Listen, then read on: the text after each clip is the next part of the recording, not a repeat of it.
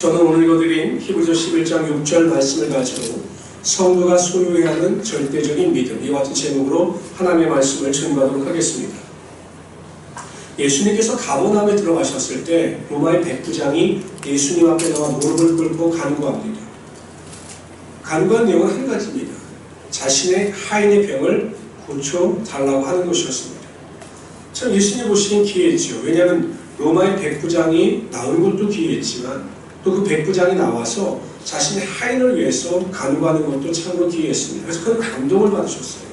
그래서 예수님께서 말씀하셨습니다. 내가 직접 가서 내 하인의 병을 고쳐주겠다. 그랬더니 이 로마 백부장이 손사래를 치면서 거부하는 겁니다. 아니 됩니다. 예수님께서 우리 집에 들어오는 것을 제가 감당치 못하겠습니다. 왜냐하면 저는 제 수하에 제가 다스리는 사람도 있고 저도 남의 수하에 있는 사람입니다. 제 밑에 있는 사람들에게 제가 가라고 하면 그들은 가고 오라고 하면 옵니다. 마찬가지로 만왕의 왕이신 예수님께서 그 병에 대해서 말씀으로 선포하시면 그 병이 떠나갈 것을 믿사오니 예수님께서 말씀으로 하옵소서라고 이야기를 합니다. 예수님께서 그 백부장의 고백을 들으시고 깜짝 놀라셨습니다. 그래서 모든 사람을 돌아보시면서 이렇게 말씀하십니다. 내가 유대 땅에서 이스라엘 중에서 이만한 믿음을 가진 자를 보지 못하였노라 라고 칭찬하신 다음에 선포하셔요. 내 믿음대로 될지어다. 그 시간 바로 그 하인의 병이 고침을 받았습니다. 예수님께서 보신 것이 무엇입니까? 백부장의 권력입니까? 아니면 그가 가지고 있는 스펙입니까? 명예입니까? 지위입니까? 아니, 예수님께서 오직 보신 것은 백부장의 믿음이었고 그 믿음을 보시고 그의 삶에 그리스도의 능력이 나타나게 하여 주셨던 것입니다. 예수님께서 회당장 야이로에 따른 병을 고치시기 위하여 그의 집을 향하여 가고 계실 때 12를 혈을 줄 앓던 여인이 진짜 힘을 내서 나와 예수님의 옷깃을 만집니다. 그 순간 그녀의 몸에서 모든 병이 고침받는 기적이 나타났습니다. 이 12를 혈을 줄 앓던 여인은 소망이 없던 여인이었습니다. 병으로 인하여 가산도 탕진하고 모든 인맥도 끊어졌습니다. 그러자 예수 그리스도에 대한 소식을 듣게 됩니다. 그분 앞에 나와 믿음으로 고백하면 모든 병을 고쳐주신다라고 하는 그 소식을 듣고 그 여인의 마음 가운데 믿음이 생겼습니다. 예수님께서 나에게 안수해 주시지 않으셔도 내가 그분의 옷깃만 만져도 내 병이 나을 수 있다라고 하는 믿음이 생겼습니다. 그래서 조용히 나가 예수님의 옷깃을 만진 거죠. 그 순간 병 고침의 능력이 나타났습니다. 그리고 조용히 돌아서 가려고 하는 순간 예수님께서 그 여인을 바라보시면서 말씀하십니다. 누가 내 옷에 손을 깨웠느냐. 막 제자들은 우왕좌왕하는 거죠. 아니 사람들이 이렇게 많이 몰려서 가는데 누가 예수님의 손을 댔는지 어떻게 아십니까? 라고 막 반문을 합니다. 그러니까 예수님은 명확히 하셨던 거죠. 그러자 이 여인이 몸을 떨면서 지금까지의 모든 과정을 예수님 앞에 고백합니다. 그리고 자신의 병 고침을 받은 것에 대해서도 고백합니다. 그랬더니 예수님께서 이렇게 말씀하십니다. 딸아, 내 믿음이 너를 구원할 수 있는 평안히 가라. 내 병에서 놓여 건강할지어다. 그 순간 그 여인에게 구원의 은혜와 능력이 나타나게 되었습니다. 예수님께서 보신 그 여인의 중심은 무엇입니까? 그 여인은 볼만한 것이 아무것도 없는 가련한 인생이었습니다. 그러나 예수님께서 그 여인의 믿음을 보시고 그 병을 고쳐주시고 기적의 능력이 나타나게 하여 주셨던 것입니다. 성경은 하나님은 우리의 중심을 보시는 하나님이시다 이렇게 설명을 합니다. 우리의 중심을 보신다. 우리의 중심을 보신다는 말의 의미는 우리의 믿음을 보신다는 것입니다. 하나님께서는 여러분들이 어떠한 믿음을 가지고 있느냐에 따라 여러분의 삶을 결정지으십니다. 여러분들이 세상에 감당치 못할 믿음을 가지고 있으면 그 믿음대로 되는 역사가 기적의 능력이 반드시 여러분 삶 가운데 나타나게 되어 있는 것입니다. 그래서 저는 시간 우리 성도들이 성도로서 소유해야 하는 절대적인 믿음은 어떤 믿음인가에 대하여 살펴보라 함께 은혜를 나누고자 합니다. 첫 번째로 우리가 소유해야 하는 절대적인 믿음은 구원을 얻는 믿음입니다. 이 세상을 살아가는 자들에게 구원이 반드시 필요한 이유가 있어요. 여러분 제가 누누이 강조하지만 이 세상에 태어난 이상 구원 얻는 것보다 중요한 일은 없습니다. 건강을 잃어도 물질을 잃어도 세상의 모든 것을 다 잃어도 반드시 이 구원만은 얻어야 하는 것입니다. 그 이유가 어디에 있는가? 성경이 이렇게 말씀하십니다. 다 같이 읽어봅시다. 시작. 한 번 죽는 것은 사람에게 정하신 것이요 그 후에는 심판이 있으리라. 여러분, 사람이 죽는다는 사실에 대해서는 믿는 자들이나 믿지 않는 자들이나 다 동의합니다. 다 태어나면 다 죽어요. 그러나 죽음 이후에 어떠한 일이 일어나느냐에 따라서는 믿는 우리와 믿지 않는 자들 사이에서는 큰 차이점이 발생됩니다. 보통 믿지 않는 자들은 죽으면 끝이다 생각하는 거예요. 죽으면 끝이다. 그래서 우리나라가 자살률이 계속 늘어나는 건 아니겠습니까? 문제나 우울증이 다가오면 그냥 생명을 끝내면 모든 것이 끝난다 이렇게 생각을 하기 때문에 자살하는 겁니다. 근데 아니에요. 우리가 숨을 거둔다고 해서 끝나는 것이 아닙니다. 육신의 장막이 무너지는 순간, 육신의 죽음이 맞이하는 순간 그 뒤에 반드시 심판이 있다는 것입니다. 어떤 심판이냐? 그 심판의 내용은 간단합니다. 예수를 믿고 구원을 받은 자들은 심판을 받아 하나님 나라에 들어가는 것입니다. 구원받지 못한 자들, 그리스도의 복음을 받아들이지 아니하여 구원받지 못한 자들은 다 지옥으로 떨어지고 만다는 것입니다. 근데 여러분, 문제가 지옥이 살만하면 우리가 지옥에 가도 상관이 없어요. 그러나 성경이 말씀하시는 지옥은 우리가 감당할 수 없는 고통이 영원히 지속되는 곳이기 때문에 우리는 절대 지옥에 가서는 안 된다는 것입니다. 반드시 구원을 얻어 하나님의 자녀가 되고 백성이 되며 천국에 들어가야 하는 것입니다. 그럼 우리가 어떻게 구원을 얻을 수 있는가? 우리가 어떻게 하나님의 자녀가 될 수 있는가? 그것은 간단합니다.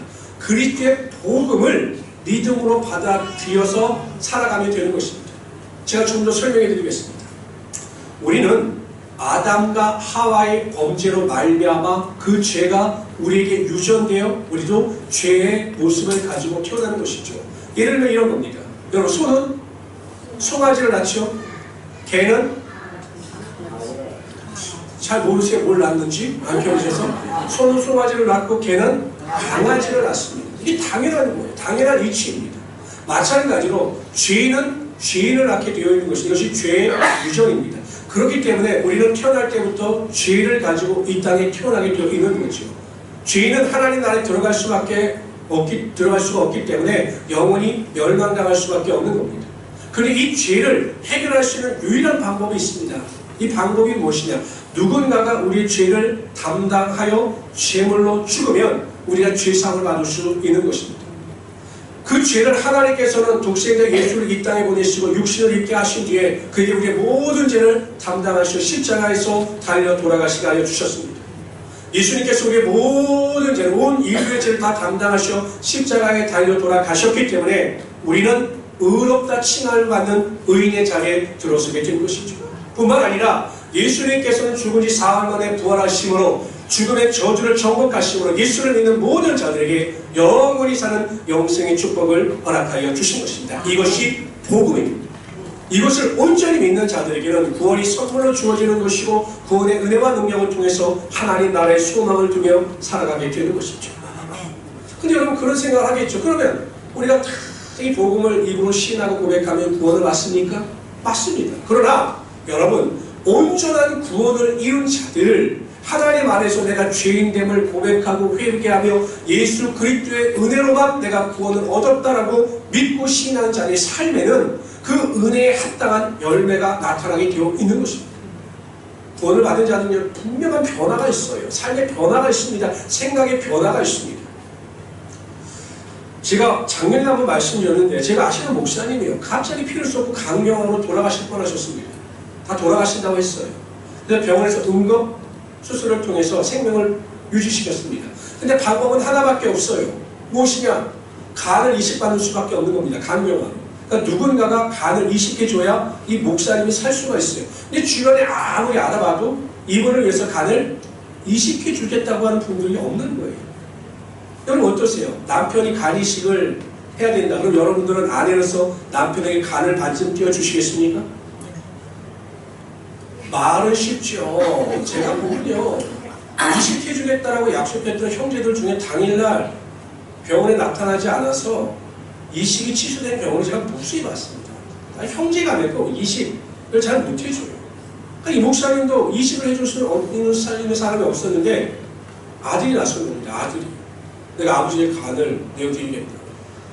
그 부모가 어떻게 자식의 간을 받겠어요? 안 된다고 거부했는데 워낙 이 아들이 간곡한지라 목사님이 아들의 간을 이식을 받았어요. 그리고 젊은 아들의 간을 이식받았는지 이 목사님이 빠르게 쾌유가 되셔서 지금 목회를 건강하게 잘하고 계십니다. 이 아들이 아니었다면 목사님은 죽은 거죠. 근데 여러분 생각해 보십시오. 그 아들의 몸에 난 상처를 볼 때마다 이 아버지의 마음이 어떨까요? 자기를 위하여 그 간을 내준 그 아들의 상처를 볼 때마다 그 아버지는 그 아들에게 빚진 마음이 있는 거예요. 그래서 이 목사님이 그 아들에게 얼마나 잘하는지 모릅니다. 아들이 아무리 속을 썩이고 때로 힘들게 해도 그 아들에 대한 빚진 마음이 있기 때문에 이 아버지가 아들에게 최선을 다합니다. 제가 왜 이런 말씀을 드립니까? 정말 내 죄를 위하여 예수님께서 십자가 달려 돌아가셨다라는 것을 온전히 믿고 입술로 고백하고 신뢰하는 자들은 예수님께 대하여 빚진 마음이 있게 되어 있는 거예요. 정말 예수님께서 만왕의 왕이신 하나님의 아들인 예수께서 나를 위하여 몸집에 피 흘려 예수 십자가에 달려 돌아가셨구나 라고 하는 이 마음, 이 빚진 마음이 있기 때문에 내가 어떻게 하면 예수님을 위하여 살 것인가, 예수님을 기쁘시게 하는 삶을 살 것인가, 이것을 고민하고 갈등하면서 살아가는 것이 구원자들의 올바른 모습이라는 것입니다. 근데 이상하죠. 구원을 받았다고 하면서 성도라고 하면서 여전히 세상과 똑같이 살고 세상 사람들과 구별되지 않는 삶을 살아가는 성도들의 모습이 교회 안에는 너무나 많다는 것입니다. 그 이유가 무엇일까요? 두 가지밖에 없어요. 첫째, 구원을 받지 못했기 때문에 그런 겁니다. 입술로 내가 구원을 받았다, 성도가 되었다라고 이야기하지만 그 복음의 은혜와 능력을 인격적으로 경험하지 못했기 때문에, 구원을 경험하지 못했기 때문에 그러한 삶을 살아가는 겁니다. 아니면 정말 철이 아직 덜 들어서 온전한 은혜를 체험하지 못해서 그러한 삶을 살아갈 수밖에 없는 것이죠. 성도 여러분, 저는 계속 강조합니다. 제가 목회자로서 이 자리에 존재하는 이유와 목적이 무엇일까요? 하나밖에 없어요.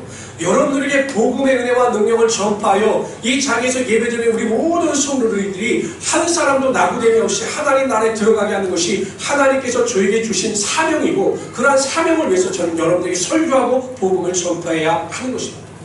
우리 모든 성도님들이 다른 것은 몰라도 정말 구원 얻는 그 믿음을 통해서 한 사람도 나고되지 아니하고 모든 성도들이 다 하나님 나라에 들어갈 수 있도록 구원의 은혜 가운데 구할 수 있는 우리 성도들이 되시기를 주님의 이름으로 축원합니다.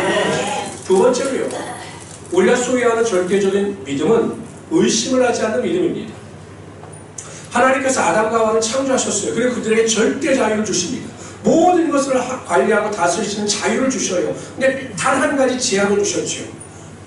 동상 중앙에 있는 선악을 알게 하는 나무는 열매는 절대 따먹지 말라라고 말씀하셨습니다. 아니, 모든 자유를 주시고 한 가지만 못하게 하셨는데, 감사하면서 살면 되는데 아담과 하와가 그렇게 살았어요. 그런데 어느 날 뱀이 나타나서 그들을 유혹합니다. 하와를 유혹해요.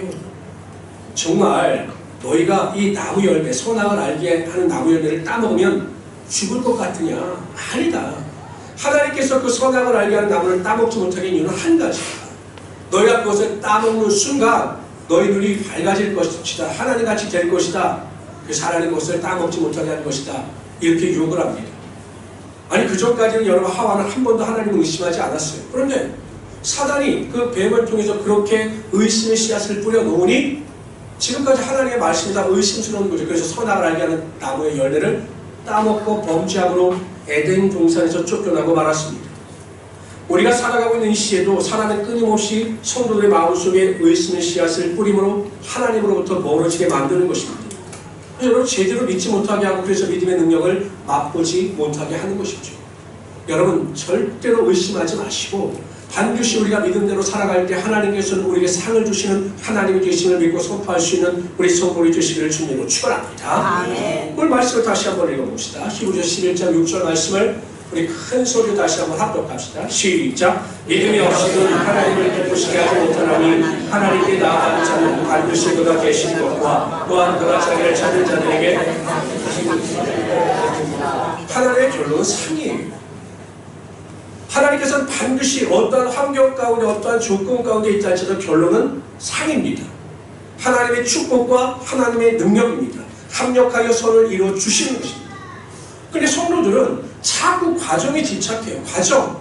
지금 내 삶이 힘들고 어렵고 고난이 중첩되어진 이 과정에 집중해서 정말 내가 못 살겠다, 힘들다 라고 원망하고 불평합니다. 이건 여러분 과정이에요. 과정.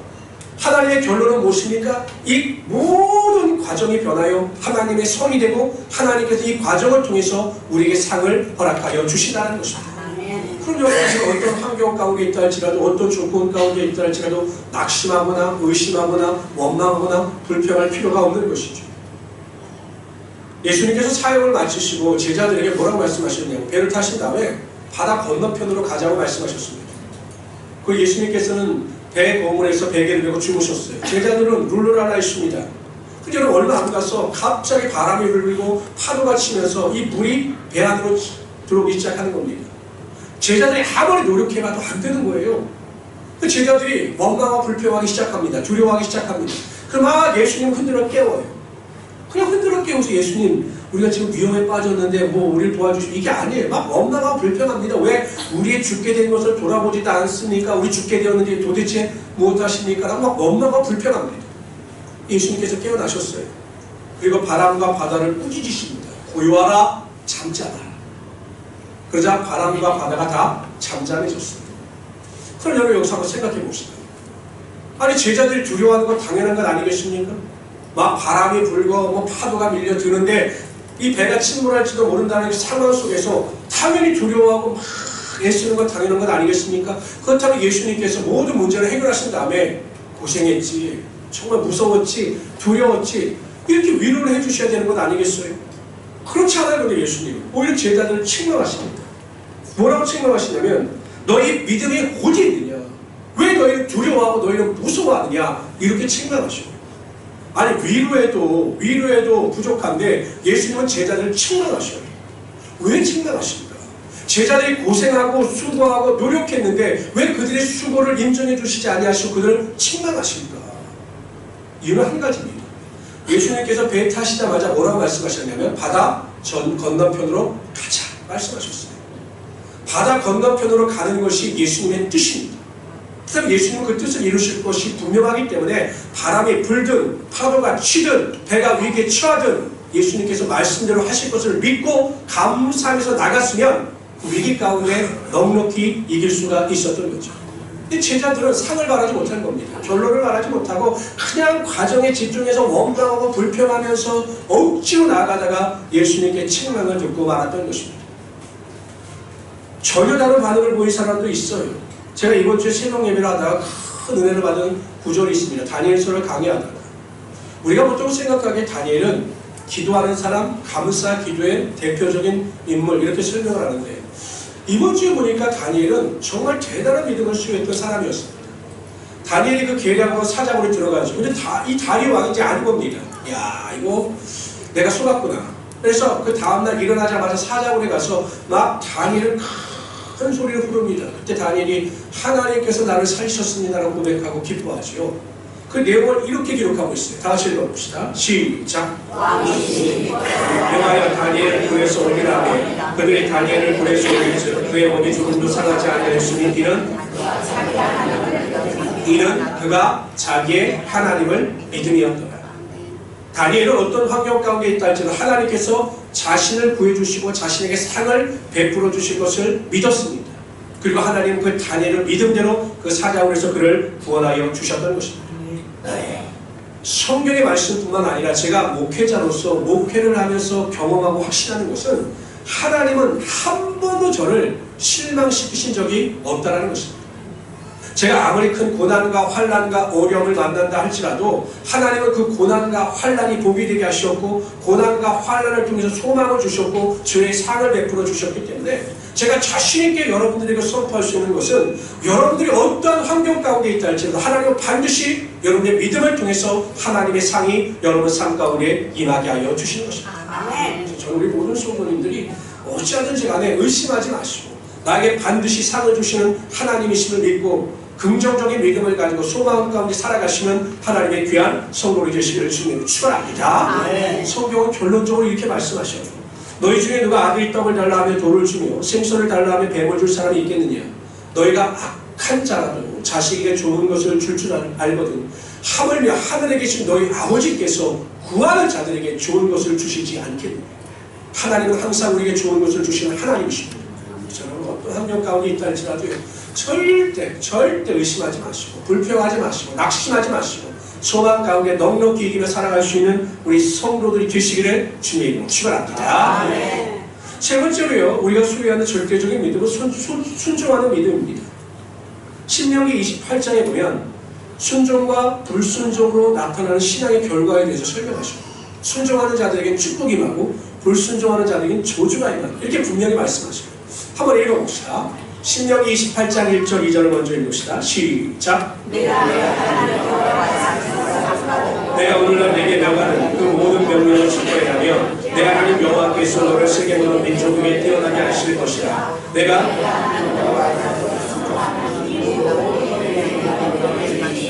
하나님의 말씀에 절대적으로 순종하면 하나님께서 복을 주셔요. 그런데 15절 16절 읽읍시다. 시작. 내가 만일 내 하나님 여호와의 말씀을 순종하지 아니하면 내가 오늘날 내게 명하는 그 모든 명령과 규례를 집행하지 아니하면 이 모든 저주가 내게 임하고 내게 미칠 것이니 내가 성경 분명히 말씀하십니다. 순종하면 하나님의 축복을 받을 것이고 불순종하면 하나님의 저주가 임할 것이다. 그런데 여러분 생각해 보십시오. 여기서 이렇게 예배 드린 여러분들이 이 사실에 대해서 이 진리에 대해서 모르는 분들 계십니까? 하나님 말씀에 순종한 복을 받고 하나님 말씀에 불순종한 저주를 받는 모르는 분들 계셔요? 없어요.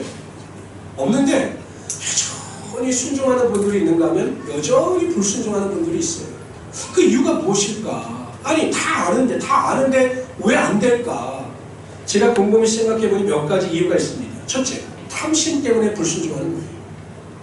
하나님께서 사무엘을 통해서 사울 왕에게 아말렉 족속의 모든 생명이 있는 것을 다 멸하라고 명령하십니다. 근데 사울 왕이 가보니까 가축도 튼실하고 좋지요. 많은 것도 있죠. 이것을 없애기가 너무 아까운 겁니다. 탐심이 들어가는 거죠. 그래서 불순종하여 그 모든 가축 중에 좋은 것을 살려둡니다. 나중에 사무엘에게 책망을 줬습니다. 순종이 제사보다 낫고 듣는 것이 수양의 기름보다 낫습니다 라고 책망을 들어요. 이 탐심 때문에 순종하지 못하는 거예요. 우리가 살아가는 이 세상도 마찬가지입니다. 결국 세상을 더 사랑하기 때문에 세상에 대한 탐심 때문에 하나님의 말씀에 순종하지 못하는 분들이 많이 있어요. 물질에 대한 욕심 때문에 제대로 신앙생활을 못하는 분들 많이 있습니다. 그렇게 건강하고 말씀을 줘도 여러분 주일날 그 장사에서 몇 푼 더 벌겠다고 예배를 안 나오는 분들이 꽤나 많아요. 세상의 즐거움 때문에 여러분 예배를 희생하고 예배생활 제대로 못하는 분들이 얼마나 많습니까? 이 탐심이거든요. 탐심 때문에 하나님의 말씀에 절대적으로 순종하지 못하는 거죠. 두 번째, 왜 순종하지 못하느냐? 나태하고 게으르기 때문에 제대로 순종하지 못하는 것입니다. 의지가 박약한 거죠. 저는 가끔 깜짝 놀랄 때가 뭐냐? 왜 주일 예배 못 나오셨습니까? 늦잠 때문에 못 나왔다는 거예요. 늦잠 때문에. 이게 말이 됩니까? 늦잠 때문에 직장 안 가시는 분들 계셔요? 아니잖아요. 아니 직장은 꼭 출근하시면서 교회는 왜 늦잠 때문에 못 나오십니까? 왜 지각하십니까? 이게 나태와 게으름 때문에 순종하지 못하는 겁니다. 세 번째, 순종할 마음이 아예 없는 분들도 계셔요. 성경은 분명히 뭐라고 말씀하십니까? 원수를 사랑하라고 말씀하셨어요. 그리고 사랑하는 척이라도 해야 되는데 아니야 내려놔. 난 사랑을 못한다는 거예요. 원수를 사랑하는 것이 불가능한, 이건 순종할 마음이 없다는 거죠. 다양한 이유로 우리가 순종을 하지 못하는, 그런데 제가 보기엔 가장 큰 이유, 순종하지 못하는 가장 큰 이유는 무엇이냐면 내가 순종했을 때 그 순종함으로 인하여 하나님의 큰 능력과 축복을 경험하지 못했기 때문에 그래요. 여호수아는 순종의 사람입니다. 가나안 땅을 정복할 때 철저하게 하나님의 말씀에 순종하여 그 순종함으로 가나안 땅을 정복해요. 그런데 이 여호수아가 어떻게 축복의 사람이 될 수 있었고 순종의 사람이 될 수 있었는가? 한 가지예요. 여러분 그 강을 건너 요단강을 건너서 가나안 땅의 첫 번째 공격한 성이 여리고성입니다. 그때 하나님께서는 이 여호수아에게 철저히 순종을 가르치셨어요. 너희가 할 것은 아무것도 없다. 너희는 성을 돌아라. 그리고 마지막 때에는 7바퀴를 도운 뒤에 나팔을 불 때 크게 소리쳐요. 그러면 성이 무너질 것이다. 이 말도 안 되는 소리죠. 근데 그렇게 하니 성이 무너지더라고요. 이 여호수아의 마음속에 믿음이 생긴 겁니다. 아하! 내 생각이나 판단을 다 내려놓고 순종하면 하나님께서 반드시 축복하여 주시고 능력이 나타나게 하여 주시는구나. 이것을 믿었기 때문에 여호수아가 모든 일에 철저하게 순종하며 살아갈 수 있었던 것입니다. 쉬지 말고 기도하라 라는 명령에 순종할 기도의 능력을 맛본 성도들은요 항상 기도의 사람으로 변화되게 되어 있습니다. 범사에 감사하라라고 하는 이 명령에 순종하여 어떤 환경 가운데 있다 할지라도 하나님께 감사함으로 말미암아 하나님의 능력을 맛본 성도들은 모든 일에 넉넉히 감사하며 살아갈 수 있게 되는 것입니다. 우리가 순종하지 못하는 이유가 무엇입니까? 능력을 경험하지 못했기 때문입니다. 한번 순종해 보십시오. 미련할 만큼 한번 순종해 보십시오. 나의 생각이나 감정이나 판단이나 유익을 다 내려놓고 성경 말씀대로 순종하고 살아갈 수 있도록 최선을 다해 보시기 바랍니다. 그러면 반드시 하나님께서 하늘의 문을 여시고 하나님께서 얘기하신 놀라운 복이 여러분의 삶 가운데 임하게 하여 주실 것입니다. 저는 이 골목식당이라고 하는 프로그램을 자주 보거든요. 그때 저는 이 백종원 씨를 보면 참 답답할 것 같아요. 왜냐하면 어떻게 하면 장사가 잘 되고 어떻게 하면 이게 맛이 좋아지는 걸 뻔히 아는데 그 사람들 중에는 그 말을 절대적으로 듣지 않고 그 말하는 대로 행하지 않아서 뻔한 결과가 나오는 그 사람들을 보면 답답할 것 같아요. 그렇지 않을까요? 그렇겠죠. 제가 가끔 여러분들을 보면 그런 때가 있어요. 고구마를 먹은 거죠. 아니 길이 뻔한데 그 길로 가기만 하면 그 문이 열리는데 그 길을 외면하고 전혀 다른 길을 가려고 노력하고 애쓰는 모습을 볼 때 정말로 답답할 때가 많이 있습니다. 신앙은 복잡하지 않아요, 여러분. 단순합니다. 하나님은 진리를 어렵게 우리에게 말씀하지 않으셨어요. 순종하기만 하면, 말씀대로 살기만 하면 지금 당장은 힘들어 보이고 어려워 보이고 피해를 겪는 것 같지만 반드시 하나님은 여러분들을 높여주시고 하나님의 능력이 여러분 삶 가운데 임하게 하여 주시는 것입니다. 아멘. 지금의 삶에 만족하십니까? 아멘. 다시 한번 여쭙겠습니다. 지금의 삶에 만족하셔요? 아멘. 만족하셔야 합니다. 그러나 지금 삶에 만족하면서 순종함으로 더 나은 삶을 꿈꾸는 자들에게 반드시 하나님은 하늘의 문을 여시고 더 나은 축복과 은혜와 능력이 나타나게 하여 주시는 것입니다. 네. 저는 그런 믿음을 가지고 넉넉히 순종함으로 승리할 수 있는 우리 성도들이 되시기를 주님으로 축원합니다. 네. 어느 친구 두 사람이 바다로 낚시를 갔어요. 근데 한 친구가 낚시를 하는데 물고기를 잡으면 큰 물고기는 놔주고 이 조그만 물고기만 잡는 거예요. 그 옆에 있는 친구가 이해가 될까요? 여러분은 어떠세요? 낚시를 했습니다. 큰 물고기를 잡고 작은 물고기를 잡았으면 둘 중에 하나를 놓아줘야 한다면 큰 걸 놔주겠습니까? 작은 걸 놔주겠습니까? 작은 거요. 그게 상식이지요. 근데 이 친구는 큰 거를 계속 놔주는 거예요. 나중에 잠깐 쉬는 시간이 있어서 물어봤어요. 다른 친구, 여보게 난 자네가 이해가 안 가.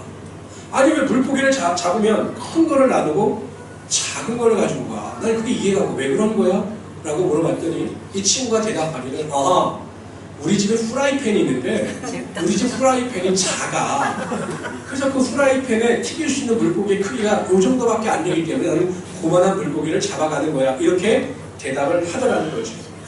하도 제가 이렇게 설교를 했더니 아침에 오는 권사님이 하시는 말씀이 아니 토막을 내면 되지 뭘 그걸 걱정하고 이렇게 말씀하시는 분이 있는데 그분은 생각하기에 그 정도밖에 생각하지 못했던 거죠. 여러분 어떻게 하겠습니까? 프라이팬을 바꾸시겠습니까? 아니면 그냥 작은 물고기를 잡아가시겠습니까? 프라이팬을 바꾸시는 게 당연하죠. 제가 왜 이런 말씀을 드리냐면 우리가 처한 환경이나 조건이나 내가 가지고 있는 스펙이나 능력은 중요하지 않아요. 내가 얼마만큼 배웠느냐, 어느 학교 나왔느냐, 내가 어느 정도 사느냐, 어느 정도 능력을 가지고 있느냐 이건 중요하지 않아요. 내 프라이팬이 중요한 겁니다. 물고기가 중요한 것이 아니라 내 프라이팬이 중요한 거예요. 내 믿음의 크기를 크게 가지기만 하면 하나님께서 그 믿음의 크기를 다 채워주시는 것입니다. 그러면 우리 모든 성도님들은 하나님께서 기뻐하신 절대적인 믿음을 가지고 적용하시면서 살아가시기 바랍니다. 여러분 제가 하나님 말씀도 있겠지만 제가 목회를 지금 한 30년 가까이 하는 것 같은데요. 제가 목회를 전도사까지 합쳐서 얼마나 많은 성도들을 만나봤겠습니까? 얼마나 많은 사람들을 만나봤고 얼마나 많은 목사님들을 만나봤고 얼마나 많은 목사님들에게 성도들에 대한 이야기를 들었겠습니까? 어떻게 하면 신앙생활이 잘 되고 어떻게 하면 축복을 받는다는 이야기를 얼마나 많이 듣고 얼마나 많이 보고 얼마나 많이 경험했겠습니까? 10단계에 백종원이 있다면 기독교계에 제가 있을 거다 이렇게 말할 수도 있을 거예요. 뻔한 결과를 다 가지고 있어요. 지금 보면 다 보여요. 어떻게 하면 되겠다는 거, 자녀들도 복을 받고 어떻게 하면 복을 받고 행복하게 살아갈 수 있겠구나. 이 믿음의 길이 보여요. 믿음이 보입니다. 그래서 여러분들에게 알려주고 싶고 여러분들을 가르치고 싶은 겁니다. 근데 어렵지 않아요. 가장 중요한 믿음은 어찌하든지 구원을 얻어야 한다는 것입니다. 그리고 여러분 정말 주변에 구원받지 못한 부모님이나 이웃이나 가족들이 있다면 목숨을 걸고 그들을 주님께로 인도할 수 있어요. 항상 천국에 같이 갈 수 있도록 그들을 주님께로 반드시 인도할 수 있어야 한다는 것입니다. 두 번째, 의심하지 마십시오. 하나님은 여러분들에게 반드시 상을 주십니다. 반드시 여러분의 삶을 축복과 은혜와 능력으로 채워주십니다. 그래서 상을 주시는 하나님을 믿음을 가지고 어떠한 환경과 조건 가운데 있다 할지라도 원망, 불평, 낙심, 절망은 내려놓고 소망 가운데 감사함으로 넉넉히 이기며 살아가시는 우리 성도들이 되시기를 바랍니다. 세 번째, 절대 순종하십시오. 하나님 말씀에 절대 순종하십시오. 한 달 동안, 아니 일주일만이라도 한번 하나님의 말씀대로 살고자 작정하시고 한번 그렇게 살아갈 수 있도록 최선을 다해 보시기를 바랍니다. 그럼 반드시 하나님께서 복의 복을 더하여 주시는 것입니다. 제가 생각보다 잘 안 되는 것 중에 하나가 굉장히 제가 성격이 급해요. 급합니다. 그리고 그냥 굉장히 빨라요. 그래서 때로는 인내하지 못할 때가 있어서 제가 지난 한 주간 동안은 하나님, 제가 하나님의 말씀대로 살기를 원하는데 모든 일에 인내하고 온유하며 자비함을 가지고 살아가게 해주십시오 라고 기도하고 실천사항을 정했습니다. 어떻게 이거를 실천할 것인가 라고 정하고 실천하는 것이 운전할 때입니다. 운전할 때 이렇게 운전을 하면서 예전에는 막 누가 끼면 아우 저 사람 왜 저래 막 이랬는데 요즘에는 운전을 하면서 항상 아하 급하구나, 아하 빨리 가야 되는구나 하니까 마음이 굉장히 느긋해져요. 그러니까 결국 신앙은 훈련이에요. 또 여러분들, 내가 일주일 동안만이라도 정말 하나님 말씀에 순종해야 되겠다. 내가 절대 화를 내지 말아야 되겠다. 아내에게, 남편에게 절대 화를 내지 말아야 되겠다. 자녀들에게 화를 내지 말아야 되겠다. 한번 결단하시고 온유의 사람이 한번 되어보시기 바랍니다. 내가 일주일 동안은 기도의 사람이 되어봐야 되겠다. 목사님 말씀하시는 대로 매일 정말 아무리 바쁘더라도 20분 이상씩 한번 기도해봐야 되겠다 라고 기도의 사람이 되어보시기 바랍니다. 아니면 감사의 사람이 되시려면 작정해 보십시오. 예배의 사람이 되시려면 작정해 보십시오. 그러면 반드시 하나님께서 그 순종의 본을 통해서 여러분의 삶에 하나님의 은혜와 능력이 나타나게 하여 주실 것입니다. 이런 믿음을 가지고 승리하시는 우리 귀한 성도들이 되시기를 주님으로 축원합니다. 기도합시다.